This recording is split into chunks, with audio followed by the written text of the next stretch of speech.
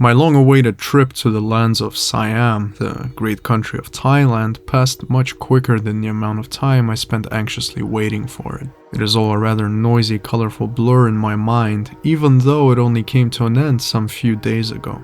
I must say from the get-go that I am not a Buddhist. The Buddhist view of ethics is extremely foreign to my own, and yet the primary purpose of my 3 weeks in Siam was to engulf myself entirely in the Buddhist tradition as a relatively well-read layman and non-practitioner. The Buddhist aesthetic, as much as it is inseparable from the teachings themselves, remains the primary source of my almost obsessive fascination. Those of you who have gotten to know me personally in the course of this channel's existence are very well aware of the aesthetic significance I give to the Tibetan branch of the wider Buddhist tradition. In this respect, aesthetic refuge was achieved. My ventures to numerous temples came quite close to what I imagined they would be, and this is utter separation from the world and from myself. Not in any life-denying way, but as an accentuation of what is most enjoyable about existence, i.e. serene solitude and contemplation of the great works of physical craft that are all over these monasteries. My imagination was creating infinite fantasies of all those great old kings that had sponsored the construction of these buildings and the jewels contained inside. Entire wars had been waged under these holy walls, sometimes in order to protect the temples themselves. One can imagine the stench of death, carrion birds shrieking and plucking away at joints and ligaments of the corpses around the temple, while a monk bellows his morning scripture, calling for the purification of one's self and nothing more.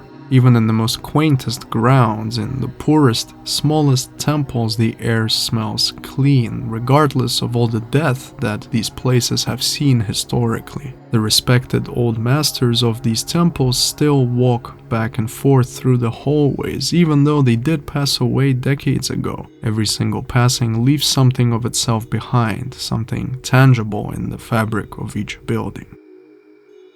My entire life has been underlined by a profound desire for purity, to the point of unhealthy avoidance. I have chosen many times not to participate in what life has to offer on the basis of not wanting to get dirty, on the basis of what seems to be a fear. My perceptual experience of life can be painted as an everlasting battle between the dirty and the pure, whatever that may mean. I find myself in the middle of this conflict at the precise line of contact. The sparks that this conflict creates as its weapons come together throughout eternity are the brief, instant, perceivable world. All of reality is made up of this tension and mixture, at least as I see it. For example, a perfectly white, shining coffee mug is dirtied by dry coffee stains that have been etched into the mug over many long years, over thousands of single, brief, definite instances. Life is thus eternity in one hand and immediacy in the other. Both have the capacity of overwhelming purity. The unimaginable aim then has to be an overwhelmingly pure eternity as a canvas for overwhelmingly pure immediacy.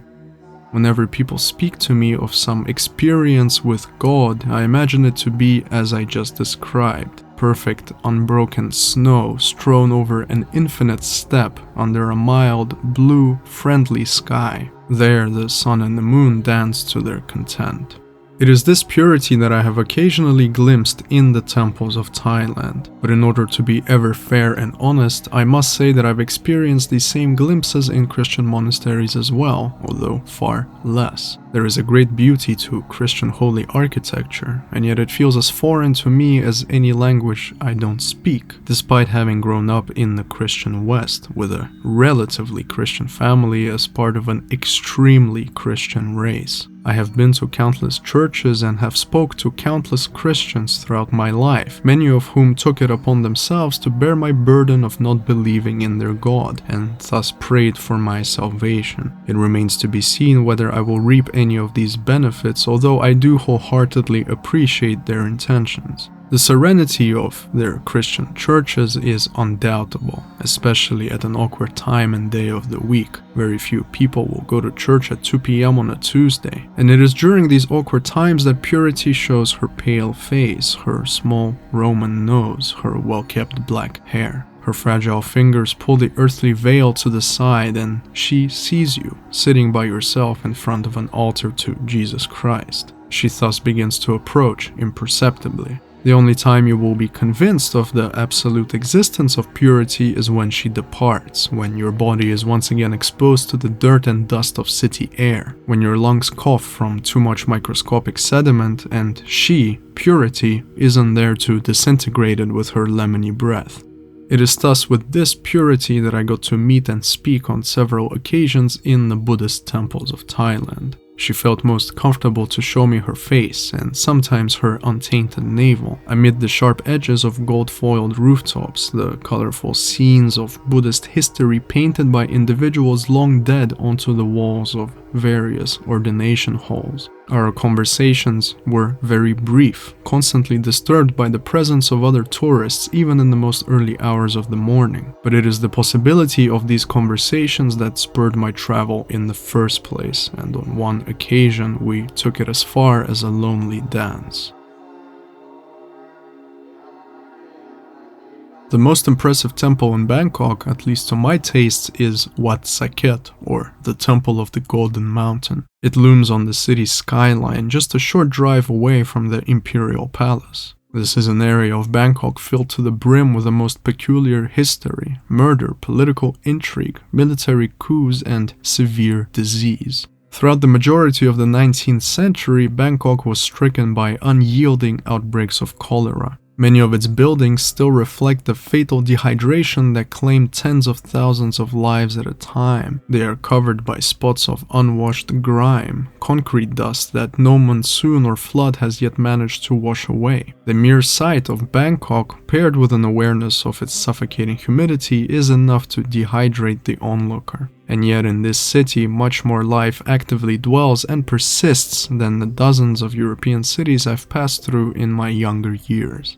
Until relatively recently, Wat Saket found itself on the outside of the city walls, and as any population conscious of hygiene and unfortunate omens ought to do, the people of Bangkok did not permit funerals to be conducted within the city limits. Thus, in order to cremate those tens of thousands that succumbed to the choleric epidemic, their bodies were taken to Wat Saket, just outside the city limits. On paper, each and every body was to be neatly cremated, their souls assisted and respected as they traveled onto the next leg of their samsara journey. But the overwhelming extent of death rendered this rather impossible rather quickly. There were only so many spaces for the purposes of cremation, and only so many monks qualified to carry out proper funerary rites. Before long, Wat Saket became a waiting room for the dead. In the golden face of the temple's dome, one would see the reflection of 1,000 dead faces, stuck in dehydrated agony, fear, and horror at their looming fate. As the bodies piled up and some ordinary citizen of Bangkok began to display symptoms of infection, he would understand very well that he most likely will be joining this pile very soon. He will be forgotten. Unwanted flesh among other forgotten unwanted flesh, rot among rot. Where there is carrion, there are carrion birds. Old photos of Wat Saket are littered by what seem to be lumps on the various buildings of the holy grounds. Tumors, surely devouring what was painstakingly created over tiring decades by the dedicated masters of architectural art. Upon closer investigation, however, these tumors turn out to be masses of vultures, and thus Wat Saket, with its countless piles of choleric bodies, became a feeding ground for those animals, untroubled by rot and decay. As humans crowd over the smell of food emanating from the loveliest French restaurants as they seek escape from relentless European rains in the warm company of vegetable soups, so did the vultures form ties of kinship with one another as they waited for further death, as they flew over and cheered at the mass expiration of their city's innocent citizens. The circle of life is horribly vile and yet horribly efficient.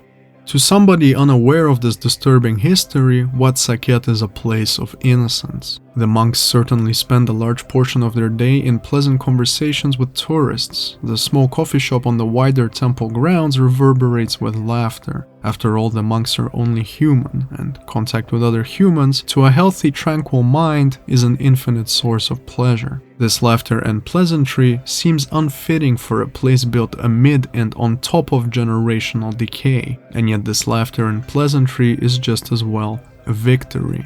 The monk, draped in orange, with his frail shoulders and gleaming, starved face, lives among the dead. His home is a cemetery that has been purified by a century of devoted religious practice.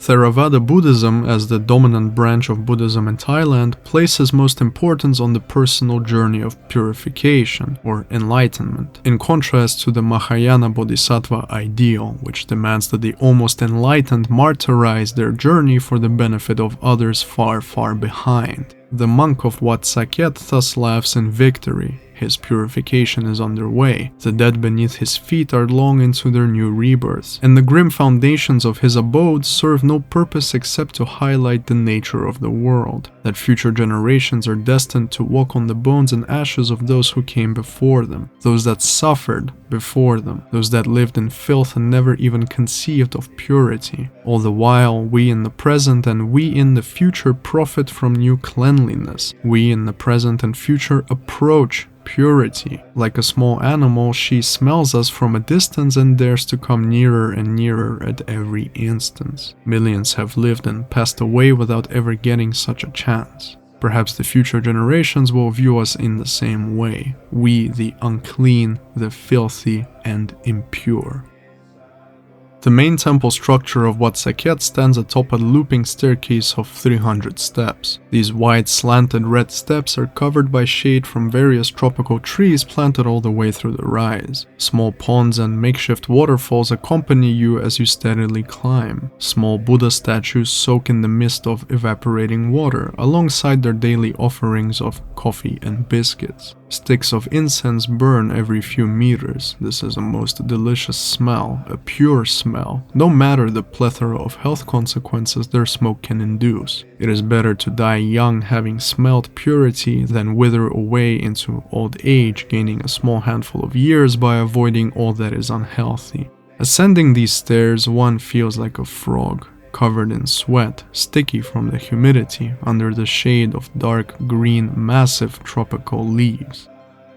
Technological advance hasn't ignored any of these temples. The monks now have conveniences never before thought possible. Some metaphysical voice granting you revelation as you meditate in ancient times has now been replaced by a system of speakers. Atop the Golden Mountain, a young monk of an uncharacteristically deep voice recites morning scripture. His droning vibrates the bones and fills whatever hollow cavity of your ascending body, all done in a mysterious language that most individuals do not understand. Ascending the 300 steps thus becomes a trance in and of itself. Sweat forms behind your knees in those soft, untanned secret folds and then drips down your straining calves. Every drop then clings to the Achilles heel, the Siamese humidity acting as an all-pervading glue. The heart beats in a swift, vital rhythm, strong enough for the pulse to be perceptible in your neck and temples. As you get closer to the top, the skyline of this glorious city reveals itself to you, and the shade of the leaves retreats. You have come out of the secret green grove, and before you stands civilization. The terrace right before the entrance to the area of worship serves as a reminder that there is an outside world, that the wheel of life did keep spinning as you climbed those steps. Luscious refuge is never eternal, and with such thoughts, under attack again by the sight of the city grime, you may now bend your knees before the Buddha inside.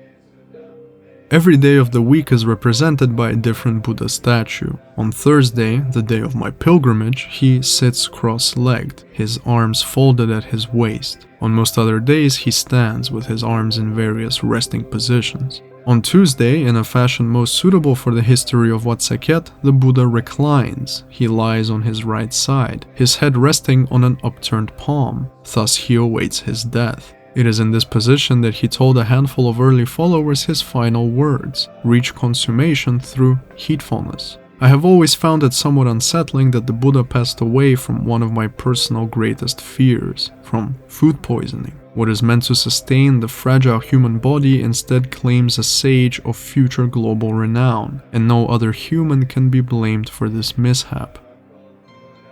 A lot can be said about a person depending on how they view the journey of ascending a mountain, whether this mountain is gargantuan or only 300 steps. On the one hand, you have those that view both the ascent and descent as part of their journey. It ends at the point of origin. It is a circle traversed perfectly, a weathered coin. On the other hand, and I hold to this particular view as well, the objective of the journey is to reach the peak, and only the peak. The descent is an afterthought. It is an unfortunate byproduct of great elevation. It is a walk of shame, a drive home after a great night of revelry. You seek your next point of refuge, you leave behind the long-awaited peak. If it was up to me, I would have stayed atop that golden mountain until the end of days. I would have tried to soar. I have never been inclined to worship. It goes against my very flesh to get on my knees before anybody at all. In the past, I've spent months on my knees, worshipping God every night, but it never felt right. It never felt appropriate. To truly honor a divinity that is meant to keep his eye on you, is this not to live a correct life? Does this not mean to strive as much as possible to embody the ideals of said divinity? Those who are worshipped never worshipped themselves. They lived and embodied for no other reason than necessity. It was necessary for Siddhartha Gautama to leave his royal home and embark on his legendary journey. His body would have destroyed itself were this avenue rendered impossible. A fixated animal will chew through his leg in order to cast off his chains. He will bear freezing winds and create a trail of beautiful blood on snow in order to get to his destination. Such an animal stops for nothing and takes nobody into consideration. It is my greatest wish that my friends find something just as necessary during their lives. There is no point to any of this otherwise. As some of you may already know, my favorite author is Yukio Mishima. My love for him has very little to do with his ideals. A lot of content is made on returning to great masculine values and sculpting yourself into an ancient Greek statue and so on, always citing various Mishima quotes. Quotes that have been overused and squeezed dry, quotes that have been made painfully cheesy by wider and wider consumption. Together, we could find many other authors that have much better quotes, more hard-hitting and to the point, or written in much more beautiful language. Poetry, as an example, has always made for better citation. At any given time, there are a handful of verses by William Butler Yeats that reside in my memory, sometimes against my will. And thus the reason behind my profound adoration of Yukio Mishima is his perception. Within his writing, I have found, for the first and only time in my life, a man that processes visual stimuli in the same way as I do. In his descriptions of a person's appearance, he highlights the same characteristics that I would personally also pay attention to.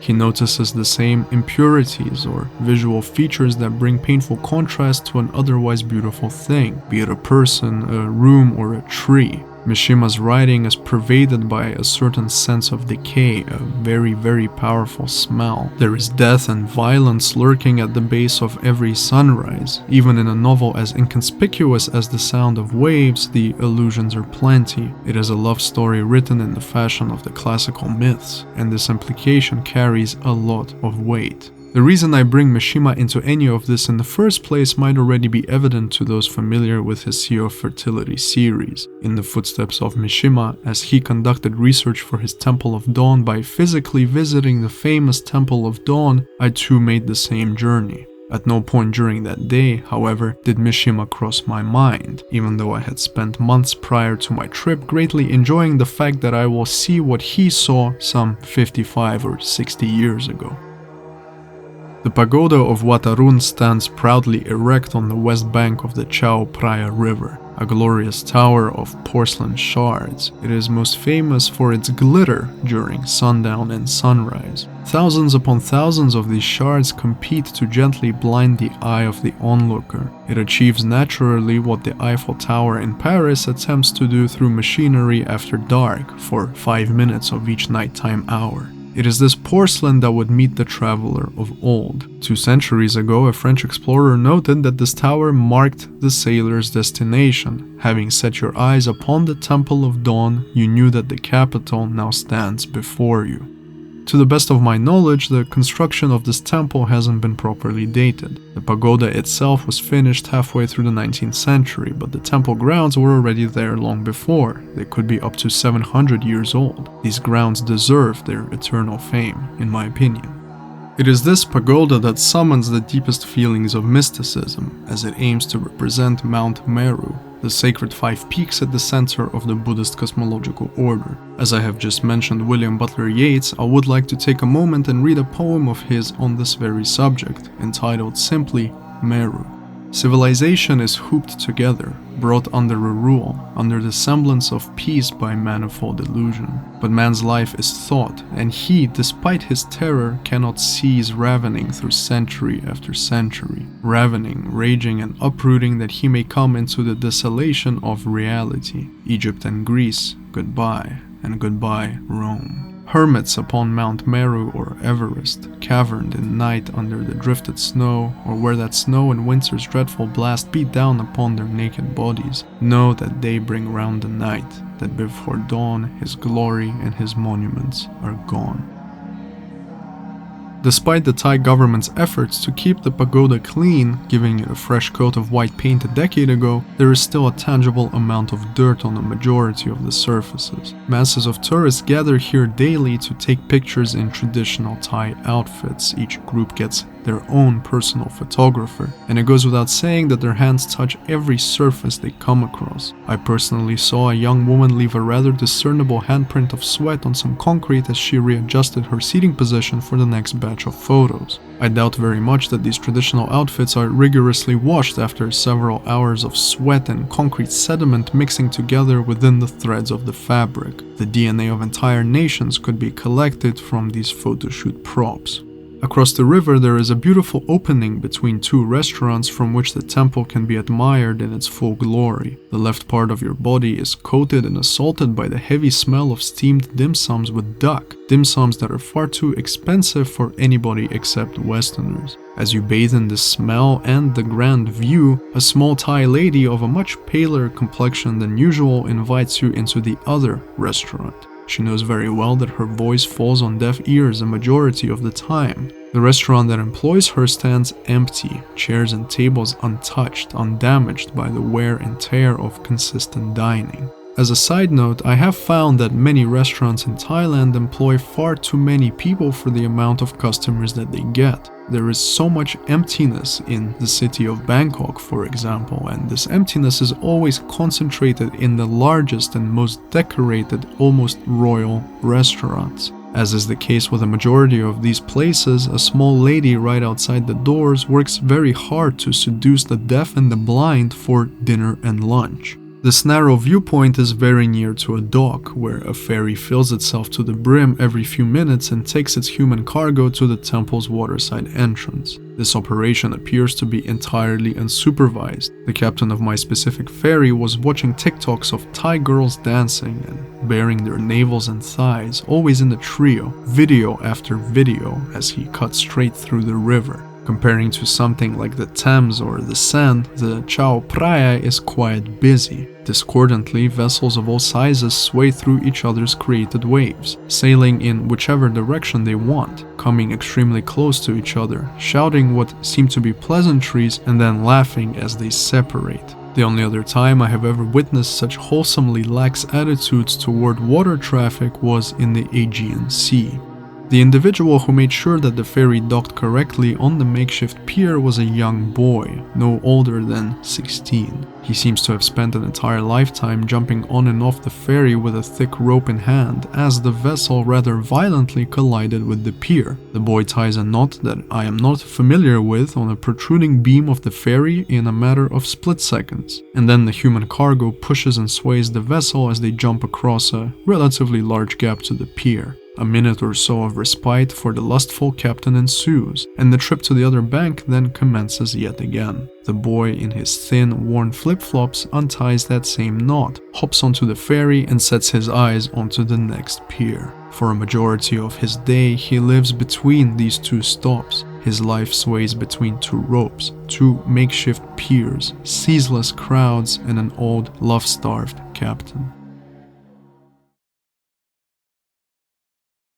My 3 weeks in Thailand were not spent entirely in Bangkok. I had made a triangle on the map between Bangkok, the island of Koh Chang, and the retirement town of Hua Hin. I have nothing to say about the latter. I went there just to see an old friend, and the locals summarized the town for me in a rather amusing but frank way. Hua Hin is a waiting room for elderly Westerners. They wait there for their deaths. It is a beautiful beachside town with a blooming nighttime food market. It is also entirely overrun by English, Russian, and French pensioners. A majority of them walk hand in hand with Thai women they can barely ever understand, sporting an age difference of 30-odd years. For the Westerner, the reward of this union is a long-stay visa. Their Western pension affords them an incredible quality of life in a mostly beautiful climate. For the Thai women, they can be spoiled by this very same pension money, at the small cost of having to remind these men occasionally where they are and where they keep their wallets. Personally, I find this to be a most depressing affair. When it comes to islands, this is not an environment I ever aim to find myself in. It is in mountains and cold where I feel most like myself. Just like Nietzsche, I also have wandered ceaselessly from environment to environment in searches of my perfect climate, a climate that allows for the highest feeling of health. Nevertheless, the island of Koh Chang allowed for the greatest period of rest and relaxation that I have been able to afford in what feels like decades. I finally slept in a tropical refuge where geckos pepper the silence with their mating calls. My days consisted of sleep, food, and swimming. This was pure and relatively guilt-free laziness. My only activities of note during this 5-day retreat were several trips to nearby temple grounds that were of no particular beauty and of no particular touristic significance. The appearance of rain on the stereotypically sunny islands of Thailand, or any tropical country for that matter, is the greatest disaster for their Western tourists. The only positive to come from intermittent pouring rains is that hotel rooms actually get used for once. An expensive room to sleep in at the end of the day turns into a proper room for relaxation, a refuge from the wetness. It is in the rainy seasons that hotels finally get accurate reviews, for the guests have nothing to do but utilize what their hard-earned money paid for. But it doesn't necessarily have to be this way. Days of rain are also a perfect opportunity to explore the environment all by yourself, free from the interference of any hydrophobic tourist or local. Equipped with a single umbrella and on my way to buy mosquito spray from my nearest 7-Eleven, I spotted the temple grounds entrance some 24 meters away and abandoned the 7-Eleven mission entirely. Not one soul exists to ever confirm my presence on those grounds. It is my memory and nothing but my memory. With my passing, any evidence of my presence there on that day will be forever obliterated. This memory is thus preserved among my most precious recollections of solitude. The rain grew in its aggression, and I circled the grounds twice, in searches of a monk, a jolly man, young or old, garbed in orange, perhaps eating some rice under a roof of metal sheets. It was a goal of mine to test my knowledge of Buddhist matters with a monk, in a private moment shared by the two of us. I never got to do this. I am somewhat ashamed to admit that the primary drive behind this desire was a need for validation, a desire to be approved by a practitioner, for this insanely abstract idea of intellectual potential to be affirmed into existence by a knowledgeable stranger. In hindsight, I am incredibly stupid to think that the universe would grant such a blatantly desperate wish. Nothing is ever that easy. Nothing is ever affirmed without cost. Direct affirmation is an intoxicating craving, and a man who achieves spiritual fulfillment will never again seek such all-consuming poisons. What the universe granted me instead was a homeless man sleeping by one of the more hidden walls of the temple grounds. He was covered by an orange blanket. I am unsure, but I do highly doubt that this could have been a monk's spare robe. It heaved slowly with each breath, and I only identified the presence of a human there in the first place by a single, extremely dirty foot sticking out from beneath this blanket. Some very few raindrops managed to land on his sole and slowly crawled on down to the heel. He continued slowly breathing, just as I walked onto the grounds and just as I had departed from them.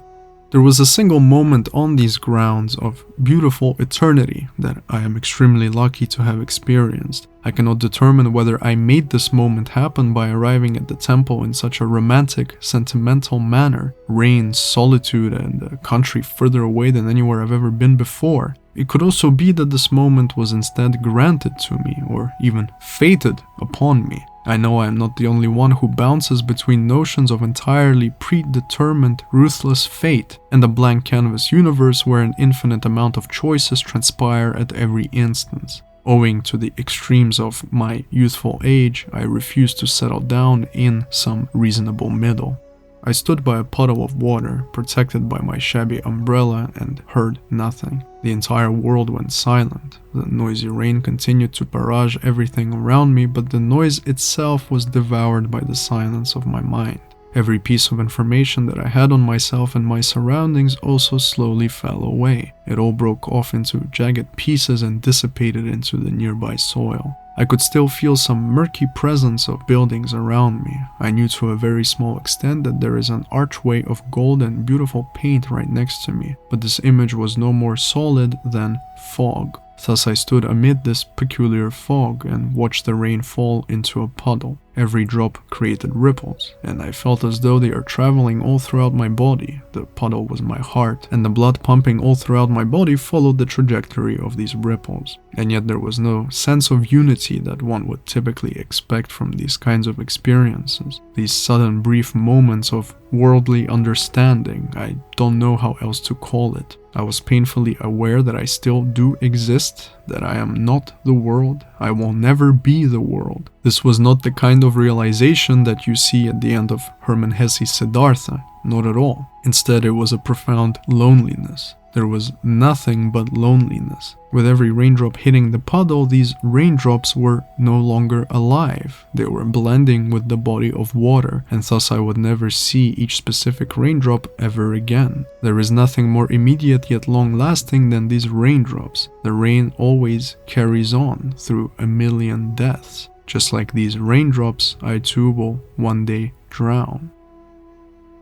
This moment did not last very long. I faced what is arguably the only true fact of this world. There is widespread obliteration. Everything is determined and defined by this obliteration. The state that one is obliterated in determines his legacy. Ancient Greek statues capture the hero at his height, often at the very last instant before he is cut down by his opponent. It is his death that defined this moment, that defined how he would be turned into a piece of art. Had he lived, his ensuing life would be a disgrace to that physical peak. Every moment of old age and withering away casts shame on what was once the strongest, the healthiest, the most fearless flesh. It is thus in that moment, among a multitude of dying raindrops, that I believe I would have been most presentable for death. A lone young man in a faraway land, at the height of his health and at the height of his contemplation, to be forgotten and obliterated in the endless rain. Widespread obliteration does not ignore these kinds of states either. As suddenly as all the noise died away, it then came back. I could feel my memories returning to me, my stresses, my chronic back pain. Life came back to me as the dominant current, as the truth of obliteration was itself obliterated. The puddle I briefly contemplated upon returned to being nothing more than a puddle of clear water. I could yet again feel the rain beating down on my umbrella and the passing of cars on the nearby road. All the buildings around me suddenly imposed their physical presence, their glorious height and sculpted edges. Everything became tangible again and my imagined fog dissipated.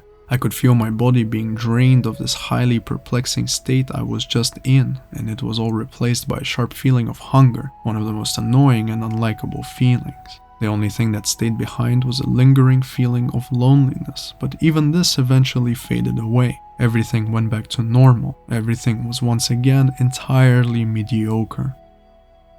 As I planned this essay, I thought my aforementioned dance with Purity would have been this very moment. As I now read this essay, I realize that even if Purity was present in that moment, I did not feel her. This was not a dance, but a retreat to a much more infantile, womb-like state, a state of very few realities, which are loneliness and the affirmation of death. It is by the fact that we are born that death gets to exist. Without life, without a beginning, there would be no need for its opposite, i.e. an end.